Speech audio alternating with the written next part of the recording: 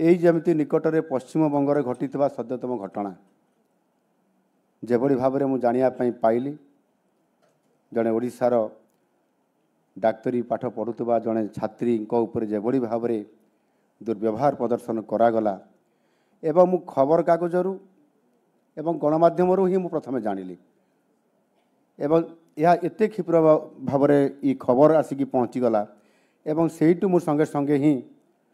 मो विभाग अधिकारी मान को मु निर्देश देइथिली ता उपरे पश्चिमबंग सरकार उपरे प्रेसर करिबा पई एवं दोषी मानक तुरंत अरेस्ट करिकी ताकू जेल को पठेबा एवं ये परिस्थितिर किभली भाव में ठीक भाव में एठी न्याय मिली पारिबो ताहा उपरे मु मुख्यमंत्री को तांकर विभाग अधिकारी मानक समस्त को एवं आम अधिकारी मान को मु निर्देश देइथिली